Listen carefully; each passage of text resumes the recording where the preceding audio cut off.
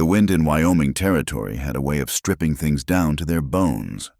It tore through the canyons, polishing stone and gnawing at the stubborn pines that clung to the high ridges. In winter, it carried a cold so deep it felt personal, a deliberate cruelty that settled in a man's marrow and stayed there until the thaw. The land itself was a challenge, a landscape of jagged peaks and unforgiving plains that promised nothing and took everything it could.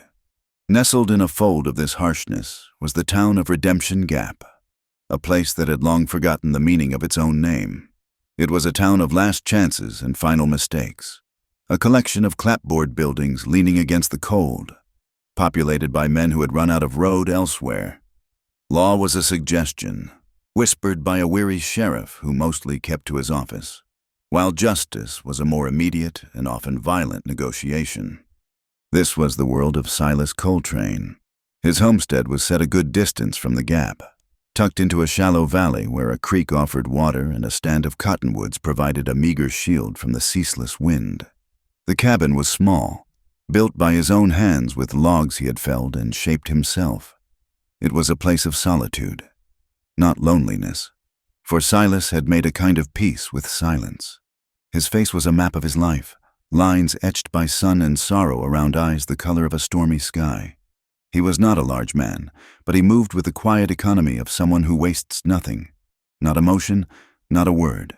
In town, they knew him as a man who kept to himself, but whose principles were as unyielding as the granite cliffs. He had a reputation for standing for those who could not stand for themselves, a quiet defender of the vulnerable. It was a reputation he had earned not with loud threats, but with a still, unwavering gaze and a hand that rested steady and sure on the worn grip of his Colt.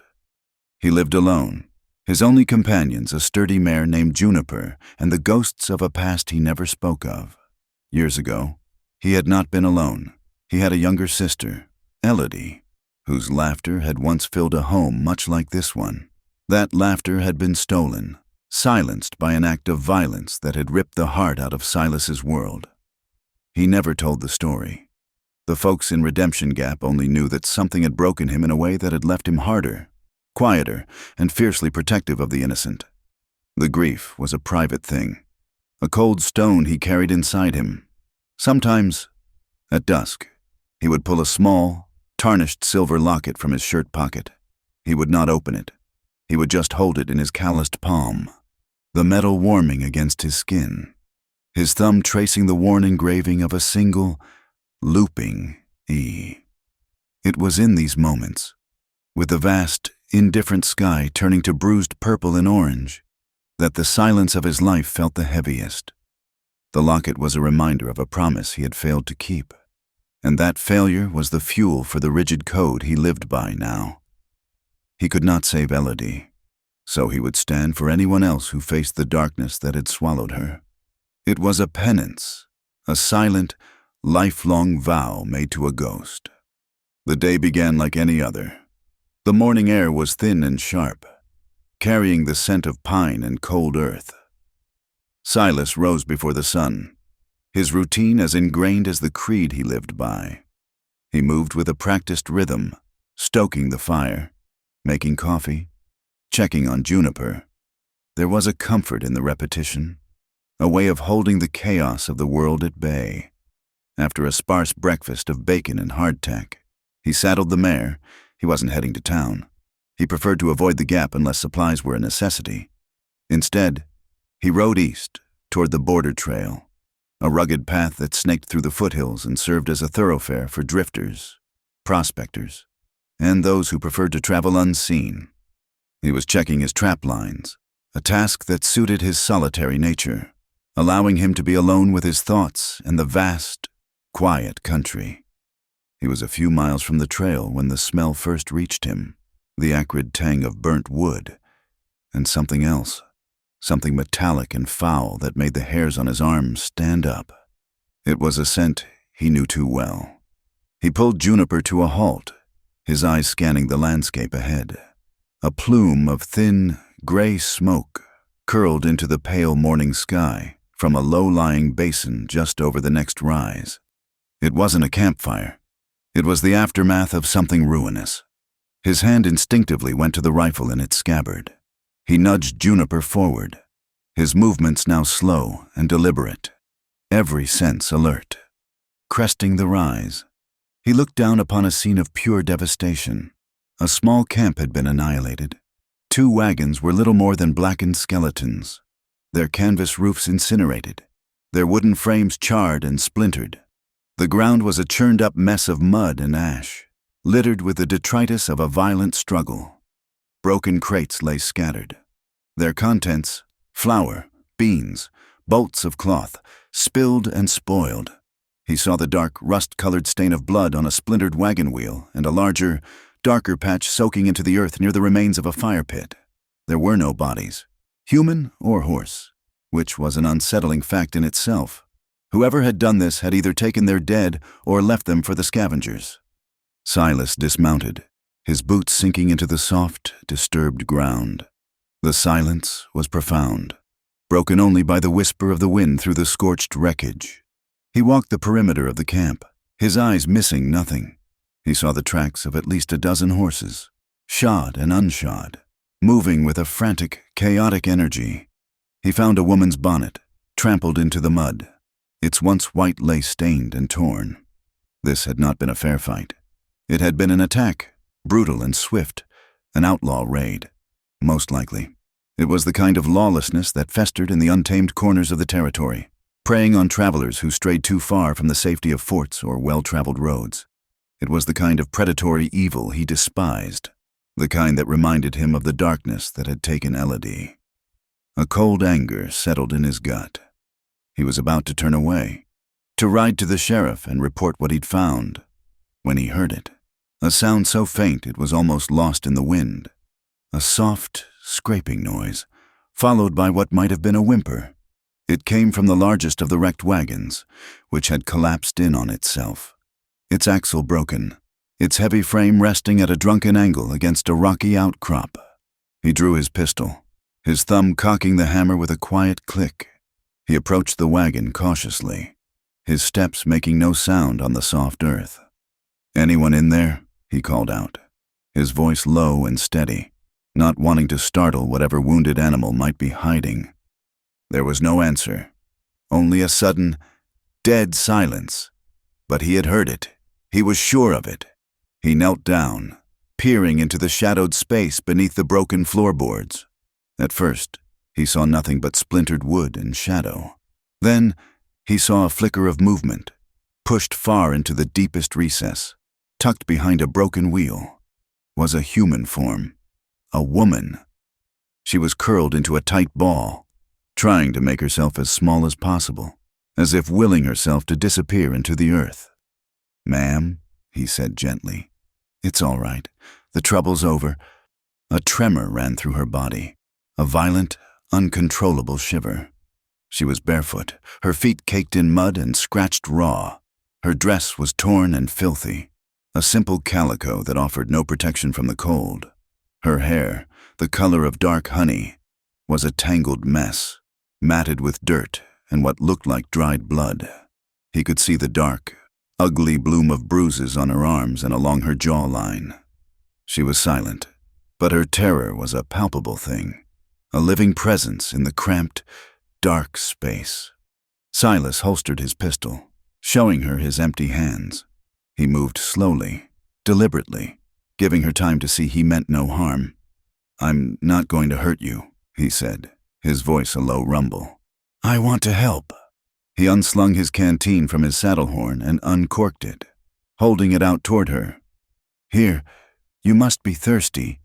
She did not look at him. Her eyes were fixed on some distant point of horror only she could see. But at the offer of water, something in her broke. A tear, then another, traced clean paths through the grime on her cheeks. They fell without a sound, a silent, desperate weeping that was more heartbreaking than any scream. She did not reach for the canteen. She simply wept, her thin shoulders shaking with the force of her grief and fear.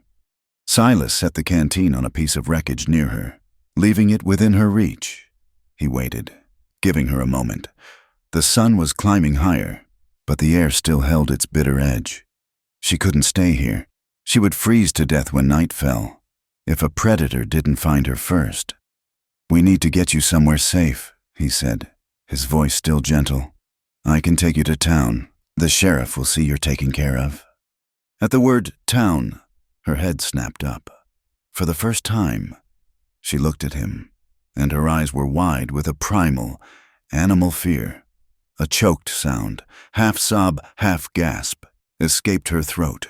She scrambled backward, pushing herself deeper into the wreckage, her movements frantic and clumsy. She shook her head violently, her tangled hair falling across her face. The message was clear. Town was not safety. It was another cage. His gaze followed her desperate movement, and then he saw it. Half buried in the dirt and ash near where she had been hiding was a length of rusted chain attached to a heavy iron cuff. A shackle. It was open, its hinge broken as if it had been smashed against a rock.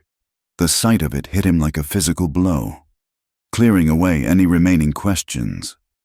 He understood now. The burned camp, the signs of a struggle, her terror. She wasn't a survivor of a simple outlaw raid.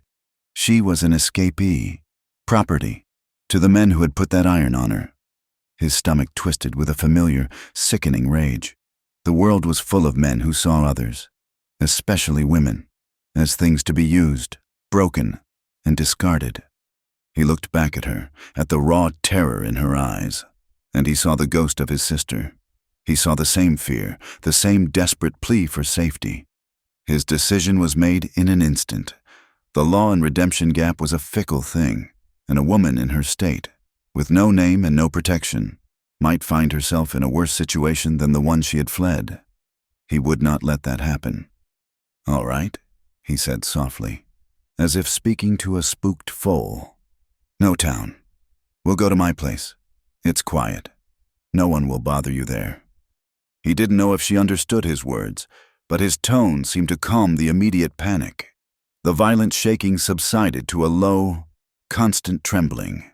He offered his hand, but she flinched away from it so sharply he immediately pulled it back. He would not touch her. He couldn't. "I'm going to get my horse," he said, backing away slowly. "I'll bring her closer. You can ride. I'll walk." He retrieved Juniper, who stood patient and steady. The woman watched him, her eyes tracking his every move, ready to bolt. He led the mare as close to the wagon as he dared. He waited. For a long time, she did not move. The sun was well above the peaks now, and the day was warming. Finally, with a slowness that spoke of immense pain and effort, she crawled out from under the wreckage. She moved stiffly, every motion an agony. As she emerged into the full light, he saw the true extent of her condition. She was little more than skin and bones, her face gaunt, her eyes hollowed out. She wouldn't meet his gaze, keeping her head bowed, her hair hiding her face like a veil. Without a word, she allowed him to help her onto the mare, her body rigid with fear at the brief, necessary contact. He kept his touch impersonal and quick, and then he stepped away. He took up Juniper's reins and began to walk, leading them away from the ruin and toward the relative safety of his homestead. The journey back was a silent one. The only sounds were the plodding of Juniper's hooves and the sigh of the wind. He did not try to speak to her, sensing that words were a currency she could not afford to spend.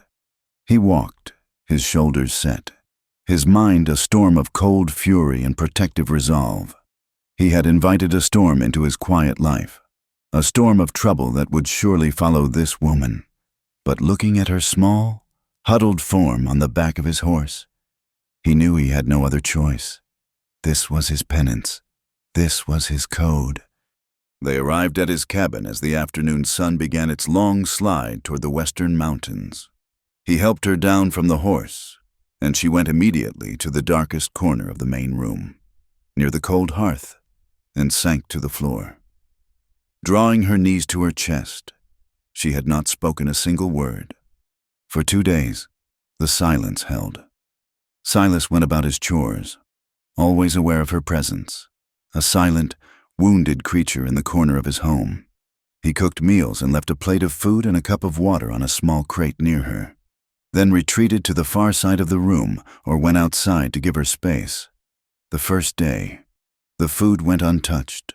On the second, he returned from the barn to find the plate empty. It was a small victory, a fragile sign that the will to live was still flickering within her. She never looked at him, never made a sound. She was a ghost in his house, a constant, silent testament to the cruelty of the world he tried so hard to keep at a distance. He slept in the barn, leaving her the privacy of the cabin and the relative security of its sturdy door. He gave her one of his own shirts and a spare pair of trousers, leaving them folded on the chair. When he came back later, she was wearing them, the clothes comically large on her frail frame, but they were clean and whole. On the night of the third day, a deep, bone-aching cold descended from the mountains. The wind howled around the corners of the cabin, and Silas knew the single blanket he'd left for her would not be enough. He took a heavy wool blanket from his own bedroll in the barn and went to the cabin door. He pushed it open a crack. She was huddled in the same corner, wrapped in the thin blanket, shivering. He didn't enter. He placed the folded wool blanket on the floor just inside the doorway. "It's going to be a cold night," he said, his voice barely above a whisper. He started to close the door, to retreat back to the barn and leave her to her silence. But then a voice, small and raspy from disuse, cut through the sound of the wind. It was so faint he thought he might have imagined it. "They hurt me first." He froze, his hand on the door. He turned back. She hadn't moved, but her head was lifted slightly. She wasn't looking at him, but out into the darkness of the room, as if speaking to the phantoms that haunted it. The words hung in the air, a confession and an accusation, a plea and a justification all at once. It was an explanation for everything, for her silence, her fear, her flight. It was the core of her pain, spoken aloud for the first time. Silas's heart clenched. He thought of Elodie. He thought of the men who had taken her. He looked at the fragile woman in his cabin, and his resolve hardened into something unbreakable. He slowly and quietly closed the door, leaving her inside. But he did not go back to the barn. He took a seat on the porch steps, his back against the rough-hewn logs of the cabin wall, and pulled his coat tight against the cold. He leaned his rifle against the wall beside him. He sat there all night, a silent guardian, watching over the house as the stars wheeled across the vast, indifferent sky. He would not let the darkness get her again. Those 3 whispered words changed the air between them. They did not break the silence, but they gave it a shape, a name. In the days that followed, Clara began to move from the corner of the room. She was still a wraith, a shadow that flitted along the walls, but she was no longer a stationary monument to fear. She started to eat the meals Silas left for her with a quiet regularity, a small, stubborn act of survival. But she remained a creature of layers and defenses. She wore the large shirt and trousers he had given her like armor, the sleeves always pulled down over her hands, hiding them as if they were scarred or shameful. She would not meet his eye. If he entered the cabin while she was out of her corner, she would freeze, her gaze dropping to the floorboards until he had passed. Proximity to him was a territory she would not cross, an invisible line she had drawn around herself that was as real as any wall. Silas understood. He had seen that kind of hurt before, the kind that makes a person afraid of their own skin. So he gave her the one thing he could, space. He spent a full day working just outside the cabin, from her hiding place. Clara could hear the steady rasp of a handsaw, the rhythmic tap of a hammer. He was taking the heavy canvas from one of the wrecked wagons he had salvaged and stretching it over a rough wooden frame. He used old hinges he had in the barn and fashioned a makeshift door. By evening, he had partitioned off the corner of the cabin where she slept, creating a small, private room for her. It was not much, just a simple frame with a canvas door she could pull shut. But it was a declaration. It said, "This space is yours. I will not cross into it." He never mentioned the work. He simply finished it. And that evening, when he brought in a plate of food, he left it on a crate outside the new partition. He did not need to see her gratitude to know that the gift had been received. Through the thin canvas, her world began to widen. Just a little. She started to watch him, not directly, but in stolen glances from the shadows of her new room.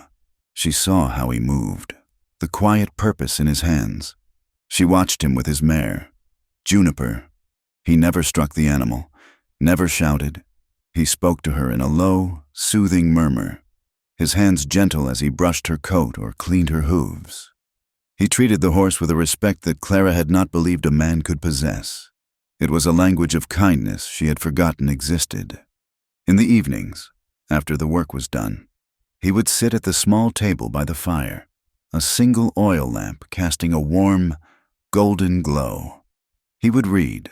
Sometimes it was a worn, leather-bound book with no title on the cover. Other times it was an old newspaper, the pages yellowed and soft with use. He would sit for hours, lost in the words, his brow furrowed in concentration, the firelight catching the weary lines on his face. In those moments, he did not seem dangerous. He seemed quiet, steady. He was a constant presence, as reliable as the rising of the sun. He brought her food. He kept the fire going. He provided a roof and a locked door. And he asked for nothing. He did not ask for her name, for her story, for thanks. He did not even ask for her to look at him. This absence of demand was so foreign, so deeply unsettling in its kindness, that it slowly began to dismantle the fortress she had built around her heart. One afternoon, as she sat patching a tear in the trousers Silas had given her, a memory rose unbidden, sharp and bitter as bile. It was triggered by the sight of an old letter Silas had been reading, the spidery script a reminder of other words, other promises. The memory was of her uncle's house, a place that had become a prison after her parents had succumbed to fever. Uncle Thomas was a man whose shoulders were permanently stooped from the weight of bad luck and worse decisions. He had a weak chin and eyes that never quite met yours. He had sold off the last of her family's land piece by piece, and desperation had begun to cling to him like a bad smell. "Clara," he had said one evening, his voice slick with a false heartiness she had learned to distrust. "I've found a wonderful opportunity for you, a new life out west." He introduced her to a man who called himself an agent. He was smooth and well-dressed, with a smile that never reached his cold, calculating eyes. He spoke of respectable bachelors in new territories, men of means who were seeking good, honest wives to build a future with. He painted pictures with his words of a fine home, security, a family. It was a beautiful lie. And because Clara was desperate to escape the oppressive poverty and her uncle's increasingly resentful gaze, she allowed herself to believe it. Her uncle had accepted a thick envelope of cash, his hand shaking as he pocketed it. He had not looked her in the eye when she left. He had sold her, like a piece of livestock, to men who dealt in flesh. The journey was a descent into a nightmare. The agent's smile vanished the moment they were out of town. There were other girls, all of them young, all of them promised a future, all of them now trapped. They were not prospective brides. They were cargo. The men who guarded them were coarse and cruel, their touches rough, their laughter a grating sound that scraped at her soul. Her escape had been a bloody, chaotic miracle. A rival gang, looking to steal their goods, had attacked the camp at night. The air had filled with gunfire, screams, and the terrified neighing of horses. In the confusion, as her captors fought for their lives and their profits, one of them was shot and fell near her, the keys to her shackles on his belt. Her hands had trembled so badly she could barely fit the key, but she had gotten free.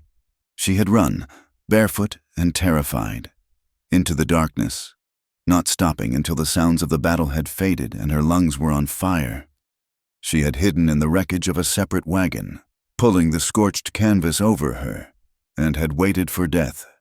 Instead, Silas Coltrane had found her. The sound of hoofbeats outside the cabin jolted her from the memory. It was not the familiar, steady gait of Juniper. This was more than one horse, approaching at a purposeful trot. Clara's blood ran cold. She scrambled back into her small room, pulling the canvas door shut, her heart hammering against her ribs. They had found her. She heard Silas's voice, low and calm. "Afternoon, Sheriff." Another voice, deeper and laced with authority, replied, "Coltrane, heard you were back this way. I'm tracking some fugitives. Bunch of lowlifes who run a nasty trade.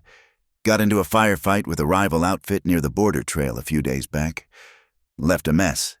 We found a few of their dead, but we think some of the principals got away, and maybe some of their cargo." Clara pressed her ear to the canvas, her breath held tight in her chest. "Haven't seen anyone," Silas said. His voice was flat, emotionless. It was a perfect, unreadable lie. "You sure?" the sheriff pressed. "We found tracks. One set, small, barefoot, headed this way. Figure one of the girls they were hauling might have slipped away in the chaos. There's a standing reward for any of them, dead or alive. They're considered stolen property." "Property." The word was a slap. Clara squeezed her eyes shut, fighting back a wave of nausea. There was a long pause. She could picture Silas standing there, his face like stone, giving nothing away. "This is my land." "Sheriff Miller," he said, his voice dropping a fraction, taking on an edge of hard steel. "The only tracks you'll find here are mine and my horses. If I see any fugitives, I'll handle it myself. Now, unless you've got a warrant to be on my property, I'd thank you to be on your way. You're spooking my stock." The sheriff grumbled something under his breath, but there was a finality in Silas's tone that could not be argued with. A moment later, Clara heard the sound of the horses turning and riding away. She stayed hidden in her room, trembling, until long after the sound had faded. He had lied for her. He had lied to the law, risking his own safety to protect her. He had called her his stock, a deliberate, dismissive term to throw the sheriff off. But in doing so, he had claimed her as his responsibility. He had drawn a line in the dirt and put her on the safe side of it. That night, for the first time, a tiny, fragile seed of trust began to sprout in the barren soil of her soul. A week later, the walls of the cabin began to feel as if they were closing in. A nightmare, vivid and suffocating, had woken her in a cold sweat. In the dream, the door to her small room had been torn away, and the leering face of the agent was staring down at her. She bolted from her bedroll, her heart racing. The cabin, once a sanctuary, now felt like a trap. The single door, the shuttered window, they were not protection. They were confinements. She needed air. She needed space. She slipped out of the cabin and fled to the barn. The earthy smell of hay and horse was real, grounding. The vast open space of the loft felt safer than the enclosed room. She found an empty stall, burrowed into a pile of clean straw, and pulled a rough horse blanket over herself. Here, with the soft sounds of juniper shifting in her stall and the wind whistling through the cracks in the walls, she could breathe again. She must have drifted off, because the next thing she knew, a soft light was falling on her face. She opened her eyes to see Silas standing in the doorway of the stall, holding a lantern. The golden light illuminated his concerned face. She flinched, expecting anger, a reprimand for leaving the house. She had broken the unspoken rules of their arrangement. But he did not scold her. He did not tell her to go back to the cabin. Instead, he simply looked at her, his expression unreadable in the flickering light. He walked over to a nearby stack of hay bales, set the lantern down, and sat. He didn't speak. He just sat there, sharing the silence with her. He propped his back against the hay, crossed his boots at the ankle, and waited. His quiet presence was more comforting than any words could have been. It was an offering of companionship without demand. After a long time, the tight knot of fear in her chest began to loosen. The silence wasn't empty. It was patient. It was safe. And into that safe silence, she let a few words fall. like stones into a deep well. "He had smiling eyes," she whispered, her voice a dry rasp. "My uncle said he was a good man." Silas did not move. He just listened, his gaze fixed on the lantern flame. "The letters they showed us, they were lies. All lies." She paused, the memory thick in her throat. "There was a girl from Missouri. Her name was Sarah. She tried to fight back." Clara's voice broke. She didn't finish the thought. She didn't have to. She fell silent again, the unspoken horror of what had happened to Sarah filling the space between them. Silas remained perfectly still, a silent sentinel in the dim light. He was giving her the room to speak, or not speak, as she chose. His patience was a gift, and it unburdened her, allowing her to release another fragment of her pain. They kept us chained, in the wagon, like animals. She finally risked a glance at him. His face was grim, his jaw set in a hard line. His hands were resting on his knees, and his knuckles were white. He was not looking at her with pity. He was looking at the lantern, but his stillness radiated a cold, contained fury. He was angry for her, and that, more than anything, made her feel seen. It made her feel human again. They sat that way for what felt like hours, the silence broken only by her fragmented whispers and the soft sounds of the barn. As the first hint of dawn began to gray the eastern sky, a question that had been circling in her mind finally surfaced. It was a question born of a lifetime of experience, of the hard lessons the world had taught her about men and their wants.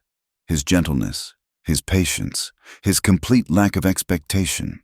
It was so contrary to everything she had known that she could not comprehend it. She looked at his profile, etched by the lantern light. "Why?" she asked, her voice barely audible. "Why haven't you—" She couldn't finish the sentence. She couldn't say the word.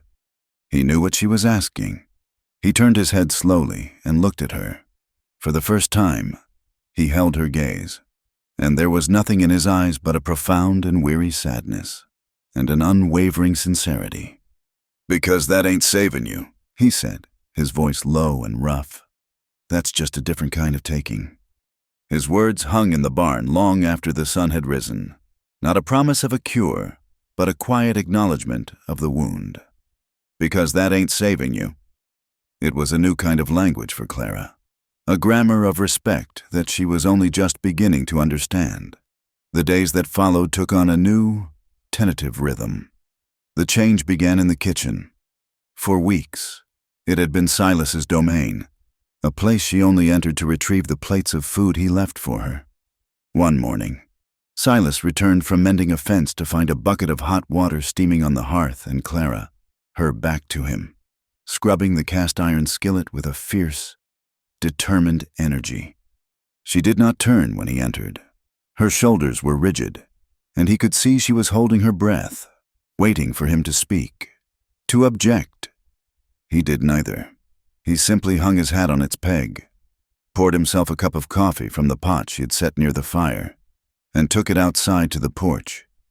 He was giving her the room, letting her claim a piece of this space for herself. When he came back inside an hour later, the skillet was clean and hanging on its hook. The wooden table had been wiped down, and the floor was swept. A quiet order had been imposed on the small room, and in that order, there was a fragile sense of peace. Soon after, she found a small sewing kit in a dusty crate, a thimble, a few rusty needles, and a spool of dark thread. She began to mend. She started with Silas's shirts, patching the elbows and reinforcing the cuffs with small, neat stitches that were almost invisible. The work was a solace. The repetitive motion of the needle, the simple, tangible act of making something whole again, was a balm to her fractured mind. It was a task that required focus but not thought, allowing her to quiet the storm of memories that raged within her. She worked for hours, her head bent, the worn fabric soft beneath her fingers. In these moments, she was not a victim, not a fugitive, not property. She was a woman sewing a shirt, and in that simple, profound act, she began to stitch herself back together. Silas, seeing her newfound purpose, made a trip into Redemption Gap. He returned not with gossip or news, but with 2 bolts of calico cloth, one the color of a pale blue sky, the other patterned with tiny yellow flowers, and a full case of new thread. He left them on the table without a word and went to the barn. Clara touched the smooth, clean fabric, her fingers tracing the cheerful pattern of the flowers. It had been so long since she had seen anything new, anything that was not stained or torn. That evening, by the firelight, she began to make herself a dress, one that fit, one that was hers. As she grew more comfortable within the confines of the homestead, Silas decided it was time she learned to be safe beyond it. "A woman alone in this country needs to know how to ride," he said one morning, his tone casual, as if he were commenting on the weather. "Not just to sit a horse, but to ride it. Hard, in case you ever need to." He led Juniper out into the corral. The mare was a gentle, patient animal, and she stood placidly as Silas adjusted the stirrups. He showed Clara how to approach, how to hold the reins, but when he moved to give her a hand up, to steady her as she mounted, a switch was flipped. A raw, primal panic seized her. She recoiled from his outstretched hand as if it were a hot iron, stumbling backward, her breath coming in ragged gasps. Her eyes were wide with a familiar terror. The memory of other hands, other men pulling and pushing, their touch a violation. Silas immediately dropped his hand and stepped back, his face a mask of regret. "I'm sorry," he said, his voice low and full of a self-reproach that cut her deeper than any anger could have. He had not meant to frighten her. He had simply forgotten the invisible wall that stood between them. The lesson was over for the day, but Silas was not a man to be defeated by a problem. He was a man who found a different way. The next day, he spent the morning in the barn. He emerged with a strange contraption, a barrel suspended between 2 sawhorses, with a saddle strapped to it and rope reins attached to a post. It was a crude, makeshift horse, a rope dummy that would not move or startle or require a steadying hand.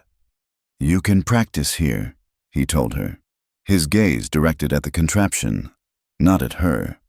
"Get the feel of the saddle. When you're ready, you can try Juniper on your own time." He showed her from a distance, demonstrating how to mount the barrel, how to hold the reins, how to shift her weight. Then he left her alone. For days, she practiced on the strange, stationary beast.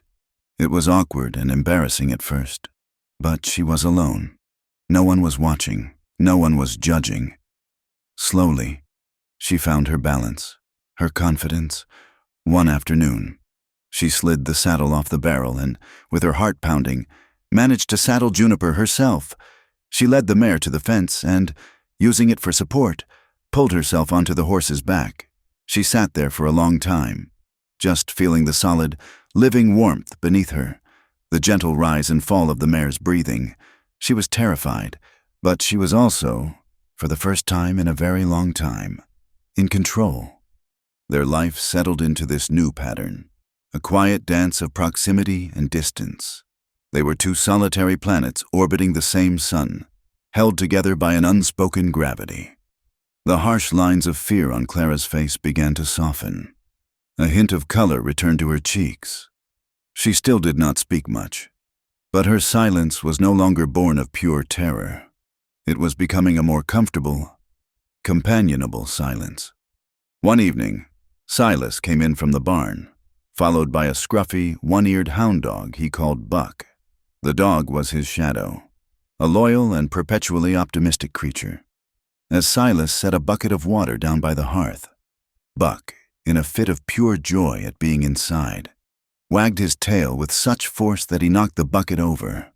Water sloshed across the floorboards, soaking Silas's boots. Silas looked down at the mess, then at the dog, who sat with his head cocked, tail thumping an innocent rhythm on the wet floor.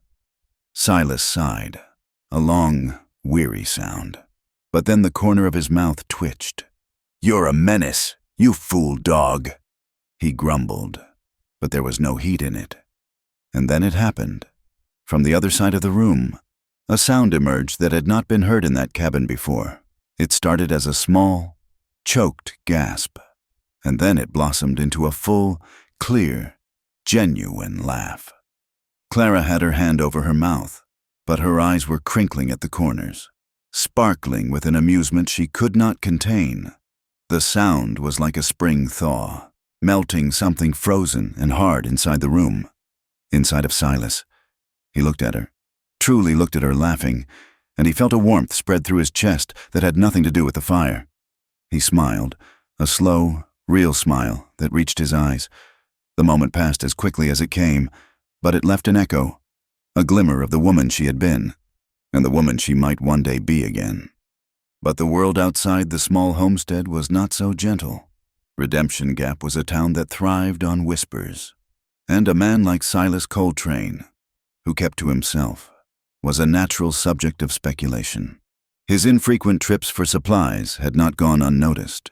He was buying more flour than one man needed, and calico cloth was not something a solitary rancher typically purchased. The whispers grew from curiosity to suspicion. The suspicion took a human form in Jebediah Stone, a neighboring rancher with a hard face and eyes that were always calculating the value of things. Stone was a man who believed in the law only when it suited his interests, and he had heard the sheriffs talk of rewards. He rode out to Silas's homestead one afternoon, his two loutish sons in tow. Silas met him at the edge of the property line, deliberately positioning himself so that Stone could not see the cabin. Buck stood beside him, a low growl rumbling in his chest. "Coltrane," Stone said, his voice oozing a false neighborliness. "Just checking on you. Heard some strange rumors in town. Folks saying you ain't living so alone out here anymore." "Folks in town should tend to their own business," Silas replied, his voice flat and cold. Stone's smile tightened. "Now, there's no need for that. See, I also heard Sheriff Miller was out this way, looking for some escaped goods. Said there was a reward, a substantial one. It'd be a shame if a man was sheltering stolen property and didn't know it." The threat was clear, wrapped in the thin veil of concern. Silas's hand moved, not toward his gun, but to rest on Buck's head, a gesture that was both calming to the dog and a sign of his own coiled readiness. "The only thing on this land that belongs to me is what I've built with my own two hands. Stone, now, I've got work to do. I suggest you get back to yours." "Don't be a fool. Coltrane," Stone sneered, his mask of civility dropping. "That reward could set a man up. It's just business. Give her up, and we can split it. No one has to know you helped." The insult, the reduction of Clara to a share of a reward, ignited a cold fire in Silas's gut. "You're not welcome here." "Stone," he said, his voice dropping to a deadly quiet. "Get off my land, and if I see you or your boys anywhere near this valley again, you'll find that business has a high cost." Stone and his sons eventually rode off, muttering threats, but the encounter left a dark cloud over the homestead. Silas knew this was not the end of it. The next day, he rode into Redemption Gap. Clara watched him go from the window, a knot of anxiety tightening in her stomach. The saloon was the town's public square, its courthouse, and its gossip mill all in one. Silas walked in and went straight to the bar. Jebediah Stone was there, holding court with a group of other ranchers. When he saw Silas, he smirked. Silas ignored him. He ordered a whiskey he didn't want and stood at the bar, his back to the room. "Well, well, look who it is," Stone announced loudly to the room. "The Hermit of Redemption Gap? Come to share your secrets with us. Coltrane, or maybe your profits?" Silas turned slowly. The room went quiet. "I've got nothing to say to you. Stone, I made myself clear yesterday." "Oh, you were clear enough," Stone said, stepping forward. "Clear as a man who's hiding something valuable, something that belongs to other men, men who pay well for its return." Silas didn't raise his voice. He didn't have to. His quiet intensity filled the room. "Let me be clear for everyone," he said, his gaze sweeping over the silent, watching faces. My homestead is my own.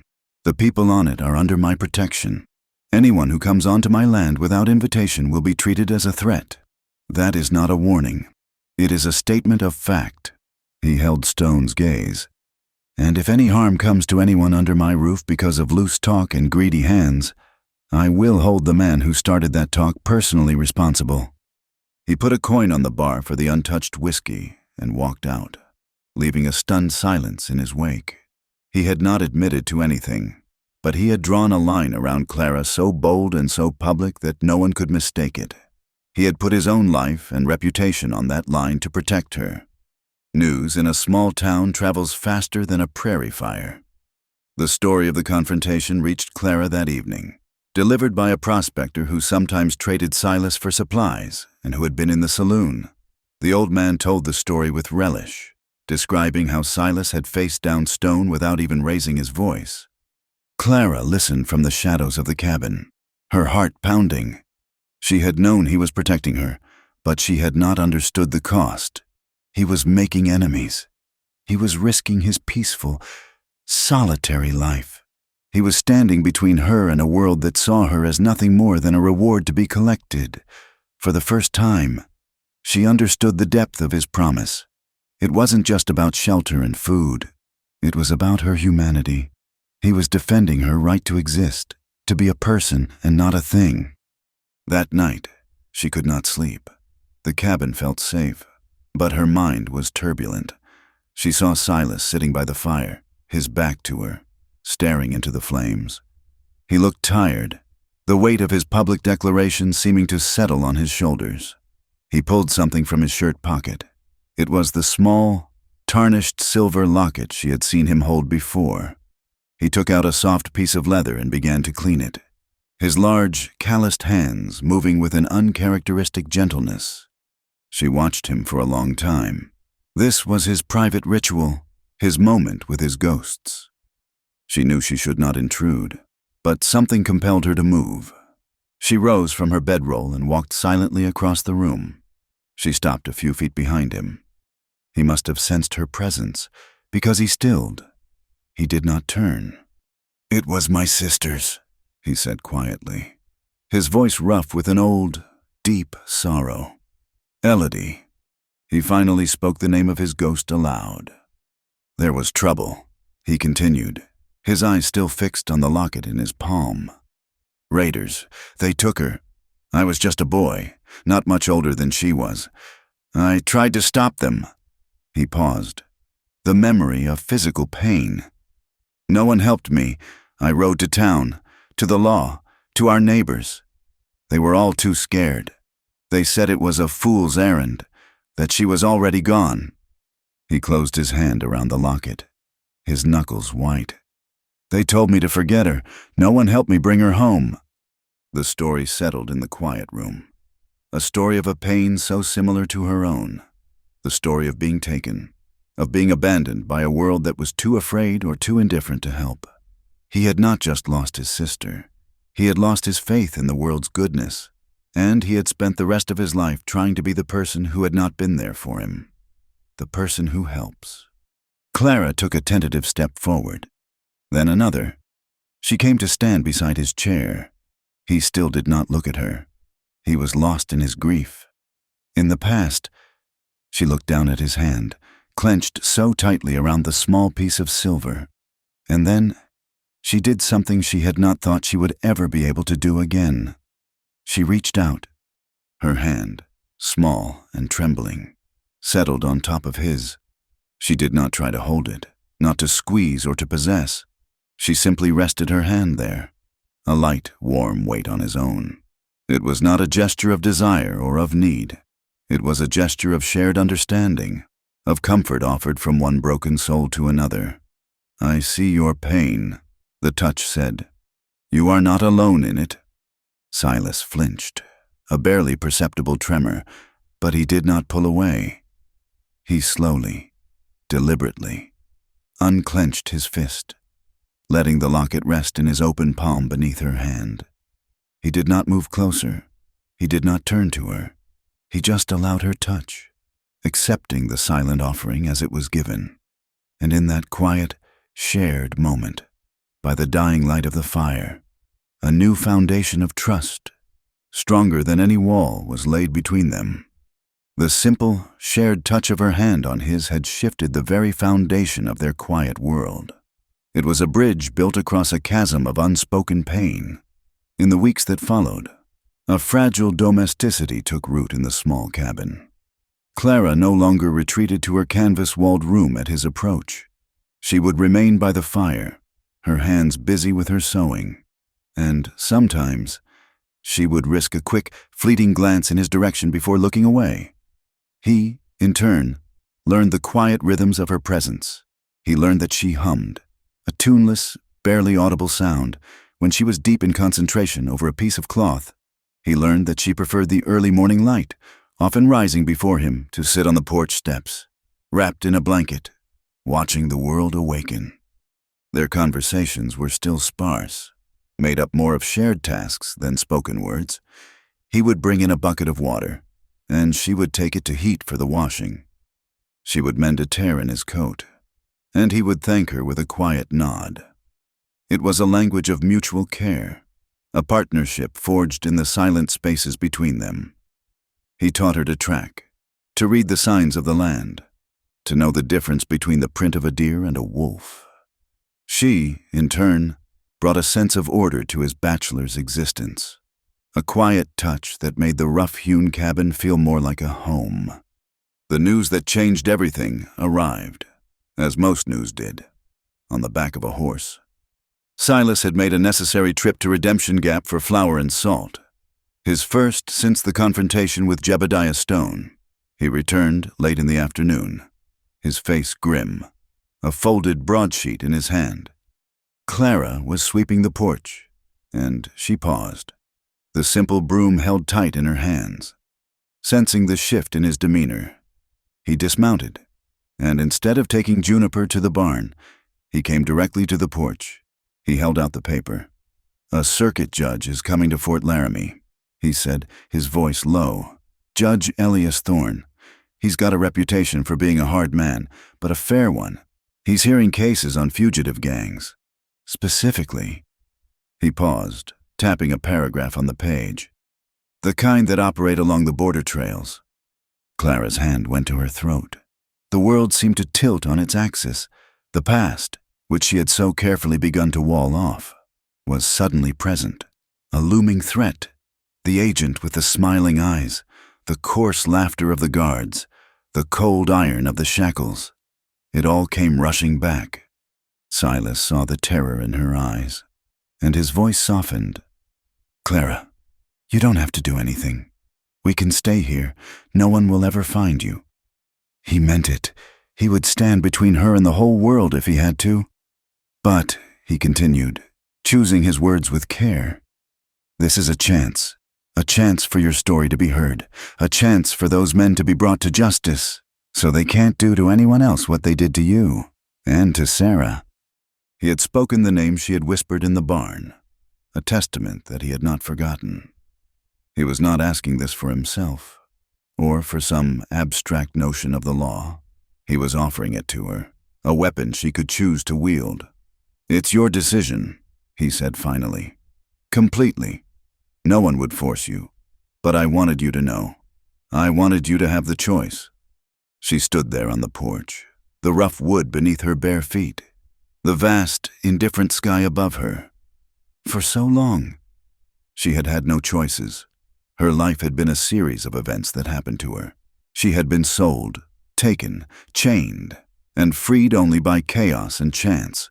This was the first real choice she had been given since her world had fallen apart. It was a terrifying, crushing weight. To speak would be to relive the nightmare. To remain silent would be to let them win, to let them continue their evil in the dark. She thought of Elodie, the sister he could not save. She thought of Sarah from Missouri, the girl who had fought back and paid the ultimate price. Her silence would be a betrayal of them all. Her entire body was trembling, a fine, violent tremor that started in her hands and spread through her. But when she spoke, her voice, though barely a whisper, was steady. "I'll do it. The journey to Fort Laramie was 2 days' ride. They left before dawn. Silas on Juniper and Clara on a gentle pack mule he had borrowed. She was a surprisingly good rider now, her time on the barrel and her patient. Solitary practice with the mare having paid off.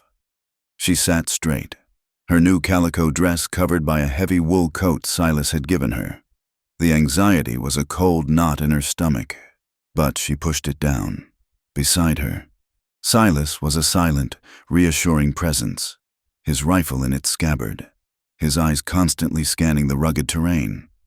They were moving through a narrow canyon on the second morning, the high rock walls pressing in on either side, when the world exploded. A sharp crack echoed off the stone, and a rock chip flew from the canyon wall, inches from Clara's head. Before she could even process the sound, Silas was moving. "Get down," he roared, launching himself from his saddle and pulling her from hers in the same motion. He threw them both behind a large cluster of fallen rocks, his body shielding hers. Another shot rang out, the bullet whining past them and striking Juniper. The mare screamed, a high, piercing sound of pain and terror, and bolted down the canyon. "Stay down," Silas commanded, his voice tight with a pain that had nothing to do with the fleeing horse. He pushed his rifle into her hands. "Keep your head down." He drew his pistol and peered cautiously over the edge of the rock. 2 men were positioned on a high ledge about 100 yards up the canyon wall. They were silhouettes against the bright morning sky. One of them shouted, his voice echoing in the confined space. "Give up the girl! Coltrane! Stone said you'd be stubborn. We just want the reward." Jebediah Stone, the bounty hunters. This was not a random attack. They had been hunted. Silas fired a shot, the sound deafening in the canyon. It was not aimed to kill, but to keep their heads down. "There's no reward," he yelled back. "She's a free woman." A volley of shots answered him, kicking up dust and rock fragments all around them. Silas ducked back, and as he did, he grunted, a sharp intake of breath. Clara saw his left arm go limp, and a dark, wet stain began to spread rapidly across the shoulder of his coat. "Silas!" she cried, her voice thin with terror. "I'm all right," he gritted out, his face pale, sweat beading on his forehead. "It's just my shoulder." But he was already weakening, the pistol wavering in his hand. He was losing blood, and they were pinned down. Clara looked at the rifle in her hands. It was heavy, awkward. She had seen him clean it 100 times, had seen how he handled it with a familiar, easy grace. To her, it was a foreign object, a tool of violence and death. She looked at Silas, at the blood seeping through his coat, at the determined set of his jaw as he tried to fight through the pain. He had thrown himself in front of a bullet for her. He was prepared to die for her, and she was cowering behind a rock. Something inside her snapped. The fear was still there, a cold, sickening serpent in her gut. But something else rose to meet it, a hot, fierce rage. A rage for Silas, for Elodie, for Sarah, for herself. They had hurt him. They were trying to take her back to the cage, and she would not go. Her hands were shaking, but she did as he had taught her when they were tracking. She took a deep breath, steadied herself, and focused. She propped the heavy rifle on the top of the rock, just as she had seen him do. She peered down the long barrel. She couldn't see the men clearly, only their shapes against the sky. She wasn't aiming for a man. She was aiming for the idea of them. She squeezed the trigger. The stock slammed into her shoulder, a brutal, jarring impact that felt like it would break her collarbone. The world exploded in smoke and noise. The recoil sent her stumbling back. But she had done it. She had fired. She didn't know if she had hit anything, but she had fought back. The shot seemed to surprise the men on the ledge. Their firing stopped for a moment. Silas looked at her, his eyes wide with a mixture of shock and something that looked like pride. "Again," he urged, his voice strained. She reloaded, her fingers clumsy but determined, the motions mechanical. She fired again, the sound of the shot her own defiant scream. The bullet struck the rock face near the bounty hunters, sending a shower of stone chips flying. That was enough for them. They were bounty hunters, not soldiers. They were looking for easy money, not a protracted gunfight with a woman who was shooting back. A final, angry shot whined over their heads, and then the two figures scrambled back from the ledge and disappeared. Silence descended on the canyon, broken only by the sound of Clara's ragged breathing and Silas's pained groans. The immediate danger was gone, but they were far from safe. The hearing was held in a makeshift courtroom in the fort's main hall. It was a room full of hard-faced men, soldiers, lawmen, ranchers. Clara felt 100 pairs of eyes on her as she entered, but Silas was at her side, his arm in a rough sling he had fashioned from his neckerchief, his presence a silent shield. Judge Thorne was an imposing figure with a stern face and intelligent, penetrating eyes. He had listened to Silas's account of the ambush and had immediately granted his request. A heavy canvas sheet had been hung across one corner of the room. Clara took her place behind it, a small, anonymous figure hidden from the prying eyes of the court. She was just a voice in the shadows. The judge directed his questions to the curtain, his tone respectful but firm. "State your name for the record." He began. Behind the curtain, Clara took a shaky breath. She was not just speaking for herself. "My name is Clara Wynne," she said, her voice trembling but clear. "And I was not the only one." She told them everything. She spoke of her uncle's betrayal, of the agent's smiling lies. She described the journey, the other girls, the chains. Her voice shook as she recounted the fear and the degradation. But it did not break. She spoke the truth, a simple, unadorned account of the evil that had been done to her and the others. When she was finished, a profound silence filled the courtroom. The hard-faced men were no longer staring at the curtain with idle curiosity. Their faces were grim, their eyes filled with a cold anger. Judge Thorne listened without interruption. When she finished, he nodded slowly. "Thank you, Miss Wynne," he said, his voice resonating with authority. "Your courage will not be in vain." He immediately issued warrants. A patrol of soldiers was dispatched. Before the sun set that day, several members of the trafficking ring, who had been brazenly operating out of a nearby trading post, were arrested. The smooth-talking agent was not among them. He had, as such men often did, disappeared into the wind. But his network was broken. The news of the arrests, and of the anonymous woman whose testimony had brought them down, spread through the territory like wildfire. The ride back to the homestead was quiet. Silas was weak from his wound, and Clara was emotionally exhausted, but it was a different kind of quiet than before.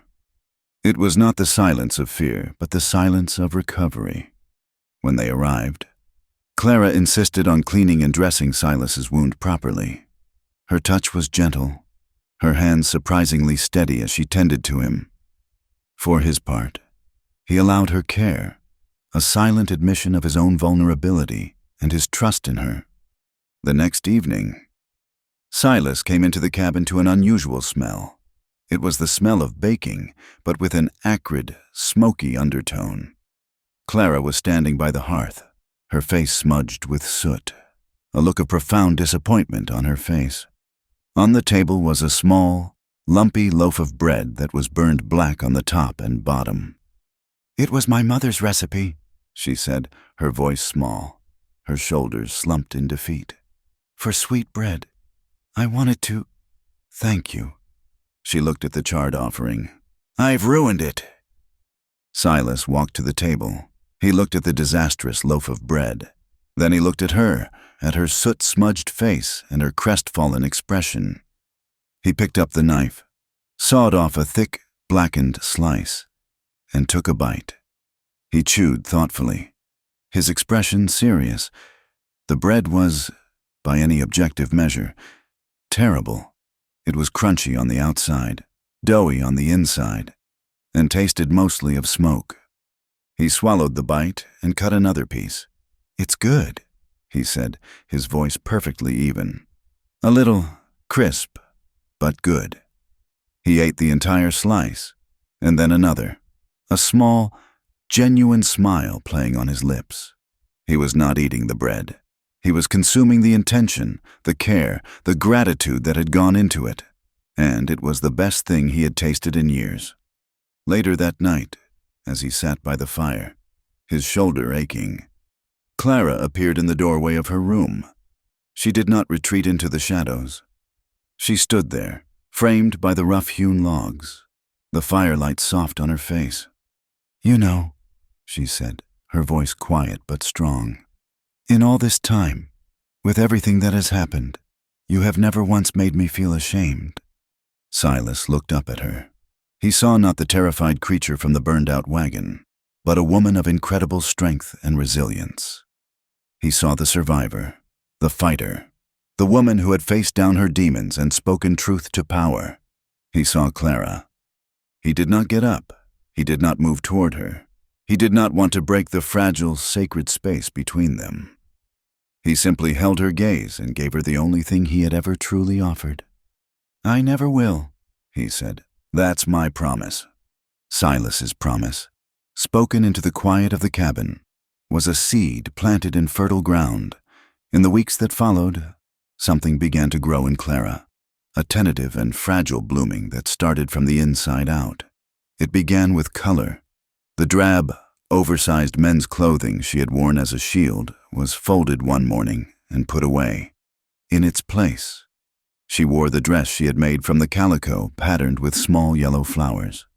The cheerful color was a stark contrast to the muted tones of the cabin, a small, defiant flag of life raised against the gray landscape of her past. She had made another from the pale blue cloth, and she would alternate them. The simple act of choosing a color for the day, a reclamation of a life she thought had been lost to her forever. Her hair, once a tangled mess she kept hidden, was now washed and brushed, the dark honey strands catching the light. She would wear it in a simple, low braid that fell over her shoulder. The change was not just in her appearance, but in the very way she occupied space. She moved with a new, quiet confidence. Her steps no longer the furtive shuffle of a frightened animal, but the steady tread of a woman who was beginning to feel the solid ground beneath her feet. Their silent language of care deepened into small, intimate rituals. One afternoon, as Silas was grooming Juniper in the corral, Clara came out with a small strip of leather she had been softening by the fire. She approached the mare, her movements slow and calm. Juniper, who had grown accustomed to her gentle presence, did not stir. Clara began to braid a small section of the horse's dark mane, her fingers weaving the strands with a focused grace. Silas stopped his work, leaning against the fence, and watched her. He saw not just the action, but the meaning behind it. She was tending to something, beautifying it, not out of duty, but out of a quiet affection. When she was finished, a small, neat braid adorned the mare's powerful neck. She stepped back, a faint, shy smile on her lips, and for the first time, she met his gaze and held it for a full second before looking away. A few days later, he found a way to answer her gesture. He was cleaning his hat, a dusty felt thing that was as much a part of him as his own skin. He set it on the table, and when he returned from the well, he found that a change had been made.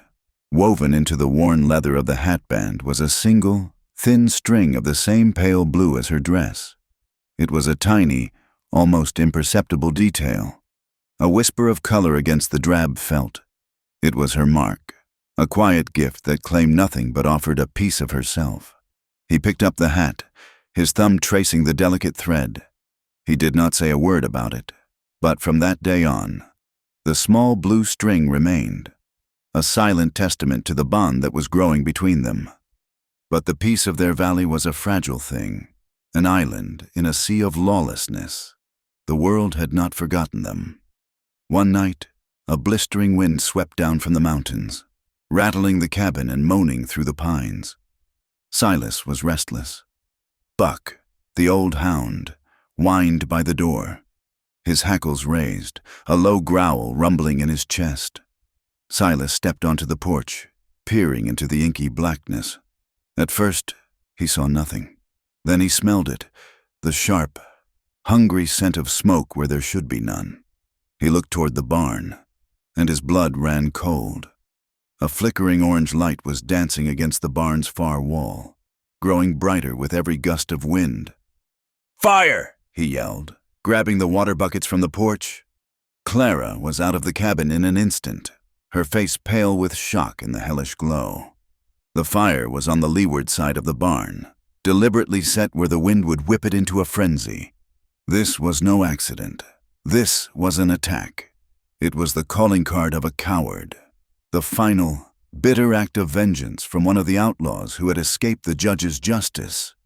"Stay back," Silas ordered, his voice raw with urgency as he ran toward the blaze.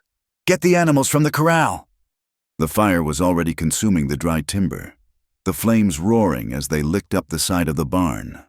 The horses and the mule, smelling the smoke, were screaming in terror in the nearby corral. Clara, her fear a cold knot in her stomach, ran to the gate, her hands fumbling with the latch. She got it open and drove the frantic animals out into the open pasture, away from the spreading flames. Silas was throwing bucket after bucket of water onto the fire, a desperate, futile effort against the raging inferno. The barn was already a lost cause. The flames had reached the hayloft, and the structure was turning into a giant, roaring torch against the night sky. "It's no good," he shouted, his voice hoarse from the smoke. "We have to let it go." He stumbled back, his face black with soot, his eyes red and streaming, and then he froze. "Buck," he whispered, his voice cracking. "Where's Buck?" The old hound, who often slept in the warm hay of the barn, was not with them. In that moment of horrified realization, a pained, desperate barking came from inside the burning structure. The dog was trapped. "No," Silas breathed, starting toward the main barn door. A wall of flame and smoke. "Silas, you can't!" Clara screamed, grabbing his uninjured arm. "You'll be killed!" He looked at the fire, then at her, his face a mask of anguish. He was torn, his instinct to protect warring with the impossible reality of the situation. But while he hesitated, Clara acted. She saw a small tack room door on the side of the barn, not yet fully engulfed in flames. She remembered Buck sometimes sneaking in there to steal scraps of leather. Without a second thought, she pulled her shawl over her mouth and nose and ran. "Clara, no!" Silas roared, but it was too late. She kicked the tack room door open and plunged into the choking, blinding smoke. The heat was a physical blow, searing her lungs. She dropped to her hands and knees, where the air was clearer, and crawled forward, shouting for the dog. "Buck, come on, boy!" She heard his frantic barks. Closer now.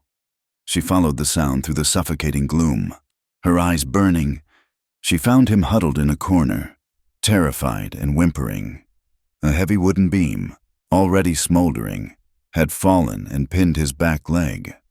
With a strength born of pure adrenaline, she strained against the heavy timber, pushing with all her might.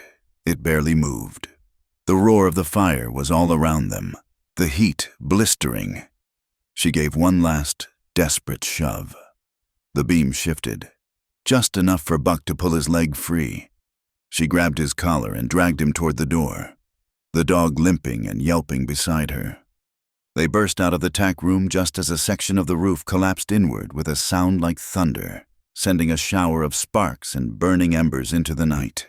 Clara fell to the ground, gasping for air, dragging the dog with her. Silas was there in an instant, pulling them both further from the inferno. He knelt beside her, his hands running over her, checking for burns.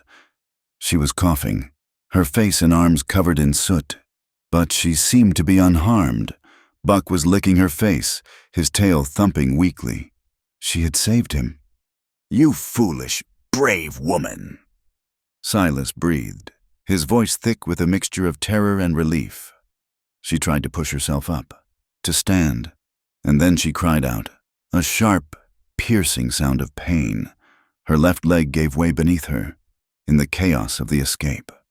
A falling piece of burning timber had struck her just above the ankle. In the firelight, he could see the angry red burn and the unnatural angle of her leg. It was broken. The sight of her, injured and in pain because she had risked her life for his dog, for a piece of his world, was the thing that finally broke him. He carefully, gently, lifted her into his arms. He carried her away from the burning barn, away from the destruction and the heat, and set her down in the soft grass a safe distance away. The fire cast a flickering, demonic light on the scene, and there, holding her, Silas Coltrane, the stoic, silent protector, finally fell apart. His broad shoulders began to shake. A sound tore from his throat, a raw, ragged sob of pure, undiluted fear. He buried his face in his hands, and the tears he had held back for years, the grief for his sister, the terror of the ambush, the horror of this night, it all came pouring out. He was not just crying for the barn or for her injury. He was crying from the terrifying realization of how much he had to lose.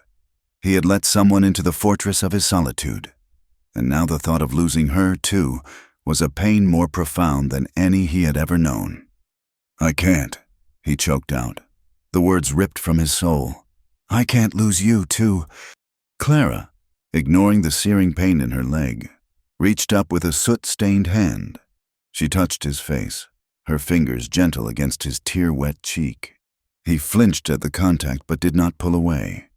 She made him look at her, her eyes clear and steady in the firelight. "Silas," she whispered, her voice husky from the smoke. "Look at me." He raised his head, his face a wreck of anguish. "You saved me," she said, her voice gaining strength. "When you found me, you saved my life, but that's not all. You saved me from the ghost I was becoming. You saved me from the silence and the shame."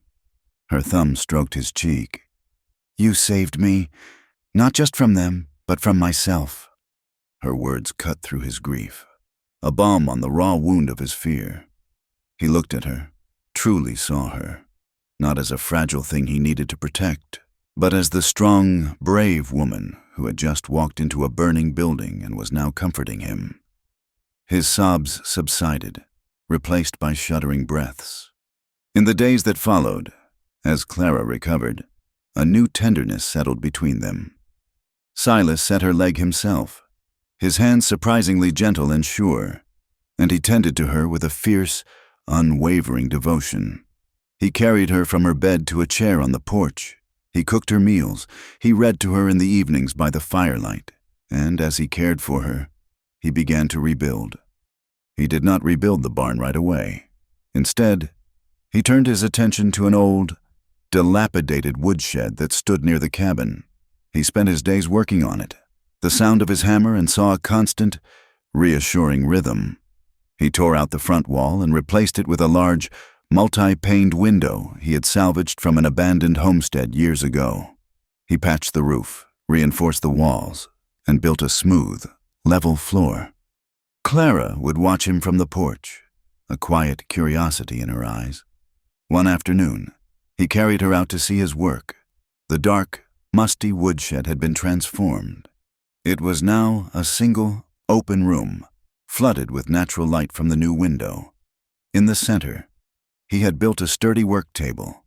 Along one wall were shelves. It was a simple, rustic space, but it was filled with light and possibility. "What is it?" she asked, her voice soft. "It's for you," he said, looking not at her, but at the room he had built. "For your sewing, or for anything else. I saw you, sometimes, drawing patterns in the dirt with a stick. I thought you might like a place with some light." He had seen her. He had seen the small, secret artist within her, the part of her that still yearned to create beauty. He had built her a sanctuary not just for her body, but for her soul. Tears welled in her eyes. Tears not of sorrow, but of a gratitude so profound it left her breathless. She looked around the light-filled room, then back at his earnest, hopeful face. "I want to live here," she said, the words coming out in a sudden, certain rush. In this valley. With you, if you'll let me. It was not a question of shelter anymore. It was a declaration of belonging. It was her heart, laid bare. Silas's breath caught in his throat. He had dreamed of hearing those words, but had never allowed himself to believe it was possible. He looked at her, at the woman he had pulled from the wreckage, the woman who had faced down bounty hunters and fires, the woman who had healed him with a single touch. "Clara," he began, his voice thick with an emotion he could no longer contain. "There's something you need to know. I've loved you for months. From the beginning. I think, but I never said it. I couldn't." He looked down at his calloused hands. "I didn't ever want you to feel trapped. I didn't want my feelings to be another cage for you, another debt you had to pay. Love shouldn't be a burden." She listened, her heart aching with the depth of his honor, his selfless care for her. He had loved her all this time and had kept it locked away. For her sake. When he finally looked up, his eyes were full of a vulnerable, desperate hope. Slowly, carefully, Clara pushed herself up from her chair, leaning on his steady arm for support. She closed the small distance between them. She reached up, her hand gently cupping his jaw, and then, for the very first time, she kissed him.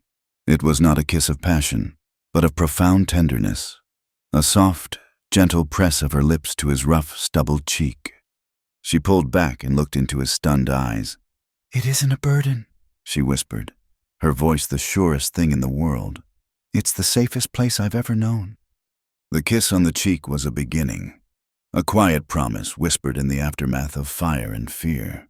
The seasons turned, healing the land and the people on it. The scorched earth where the barn had stood was slowly reclaimed by stubborn prairie grasses. The deep, angry burn on Clara's leg faded to a pale, silver scar. And with the coming of spring, the limp that had marked her steps was gone. She walked now with a steady, even stride, the memory of the injury a part of her story, but no longer the thing that defined her.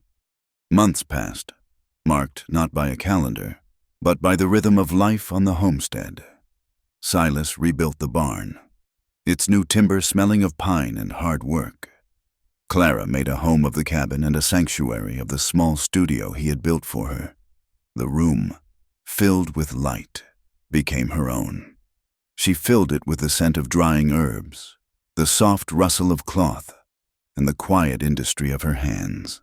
She sewed shirts for Silas, quilts for their beds, and dresses for herself in colors that mirrored the changing landscape, the soft green of new leaves, the deep blue of the summer sky, the rich gold of autumn cottonwoods. The fear that had been her constant companion for so long had receded. It was not gone entirely. Some nights, a dark dream would still send her heart racing, but it no longer held dominion over her days. It was a distant thunderstorm, its rumbling a reminder of the storm she had passed through, but it could no longer touch her here, in the safety of the valley. The greatest change was in her eyes. The haunted, vacant look of a cornered animal had been replaced by a clear, steady gaze. She learned to smile again, a slow, quiet curving of her lips that usually appeared when Buck did something foolish or when Silas, lost in thought, would talk to his horse as if she could understand every word. One sun-drenched morning in late summer, Clara made a decision. She was going to town. She had made the trip once before, a quick visit for thread while Silas was mending a distant fence line. But she had kept her head down, her purpose singular. This time was different. The town was holding its annual market day, a time of trade and gathering. She wanted to go not just for supplies, but to simply be there, to walk under the open sky and not feel the need to hide. "I'm going with you," Silas said. It was not a question. As they rode into Redemption Gap, the familiar knot of anxiety tightened in Clara's stomach. The town was bustling, the main street crowded with wagons, horses, and people. The air was thick with the smells of livestock, fried food, and dust. She could feel the stares. As they dismounted and began to walk through the market stalls, a wave of whispers followed them. She saw the women of the town, their heads bent together, their eyes darting toward her before they looked away. She saw the men, their gazes lingering, a mixture of crude curiosity and speculation in their eyes. They were remembering the rumors. The story of the woman Silas Coltrane was hiding. They were looking at her and seeing not a person, but a story, a scandal. The old Clara would have shrunk from their gaze. She would have pulled her bonnet lower, her shoulders hunching in on themselves, and fled back to the safety of the cabin. But as she felt a tremor of that old fear, she also felt Silas's presence beside her. He did not glower at the townspeople. He did not issue any challenges. He simply walked at her side, his stride unhurried, his gaze fixed forward. He was not defensive. He was proud. His quiet, unwavering presence was a shield. It did not block the whispers, but it rendered them powerless. It said, "This woman is with me. She belongs here. Your judgment means nothing." Buoyed by his strength, Clara lifted her chin. She stopped at a stall to admire a selection of brightly colored ribbons, her hand steady as she made her purchase. She looked the merchant in the eye and smiled as she paid. She was no longer a ghost.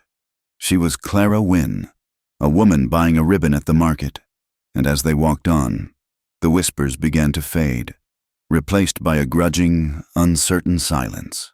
Her refusal to be ashamed was a language they did not understand, but they could not argue with it. That evening, a letter arrived, brought by the same prospector who had delivered the news of Silas's saloon confrontation. It was from Judge Thorne. He wrote that, thanks to her testimony, his investigation had widened, more of the trafficking ring had been captured in other territories, and, more importantly, they had located several of the other women who had been taken. They were in safe houses now, in missions and with charitable families. But they were, the judge wrote, struggling. They were lost, ashamed, and afraid. He included a list of their names and the addresses where letters might reach them. He thought, perhaps, a word from another survivor might be of some comfort. Clara read the letter by the firelight, her heart aching for these women she had never met, but whose pain she knew so intimately. That night, she did not sew. She took out a pen and paper and, by the soft glow of the oil lamp in her studio, she began to write. To Miss Eleanor Vance, the first letter began. You do not know me, but we were on the same dark road for a time. I am writing to you because I want you to know that you are not alone. I want you to know that the shame you may feel does not belong to you. It belongs to the men who hurt us. You are not ruined. You are not spoiled goods. You are a woman who has survived a great and terrible storm. Do not let anyone tell you that you are less than what you were before. You are more. You are a survivor. She wrote for hours, pouring her own hard-won healing onto the pages. She wrote to each woman, her letters a beacon of hope sent out into the darkness. She was no longer just mending clothes, she was mending souls. A month later, Judge Thorne himself rode out to the homestead. Accompanied by Sheriff Miller, they found Silas and Clara sitting on the porch, sharing a cup of coffee in the cool morning air. The judge, a man not given to small talk, came straight to the point. Coltrane, he said, his sharp eyes taking in the scene of quiet domesticity. Your actions in the canyon and your testimony regarding the bounty hunters have not gone unnoticed, and Sheriff Miller here tells me you have a certain reputation, a talent for imposing order where there is none. He paused, letting his words sink in.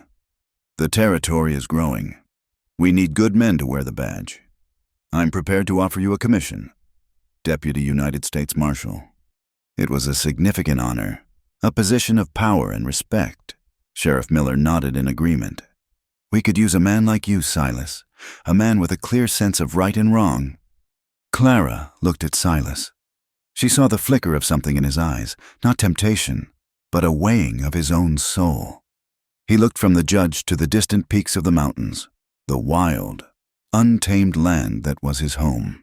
He thought of his sister, Elodie, and how the law had failed her. He thought of Clara, and how he had protected her not by following a set of rules, but by listening to the fierce, unwavering code written on his own heart. A badge would give him authority, but it would also bind him.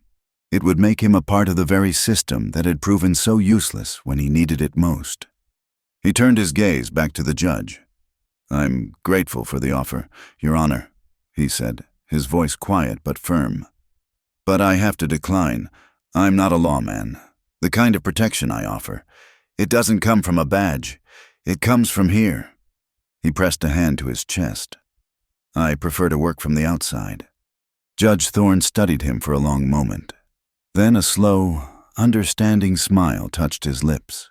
"I expected as much," he said, "but I had to ask." He then turned to Clara, his expression softening. "Miss Wynne," he said, his voice full of a genuine respect. "Your letters have been making their way to the women. I've been told they are doing more good than all the sermons and counseling in the world. You have found a powerful calling." After they had gone, Clara and Silas sat in a comfortable silence. He had turned down power and prestige to remain what he had always been, her protector, a guardian of their small, quiet world. That week, Clara made another trip to town, this time alone. She returned just as the sun was setting, the sky painted in brilliant strokes of orange and purple. She found Silas by the corral, leaning against the fence, watching the horses. She came to stand beside him, a small paper-wrapped package in her hand. She was silent for a moment, gathering her courage. Then she held out the package to him. He took it, his brow furrowed in question. He unwrapped the paper. Inside was a single, simple length of white silk ribbon.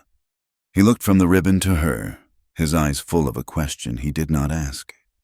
"It's not a wedding," she said, her voice soft but clear, answering the unspoken thought.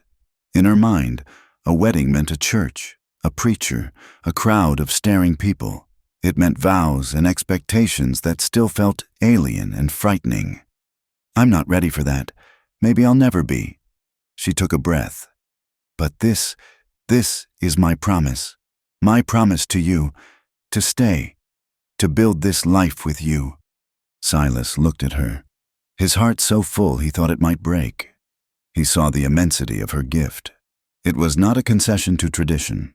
It was a new tradition, one they were creating for themselves, built on a foundation of trust and understanding, not obligation.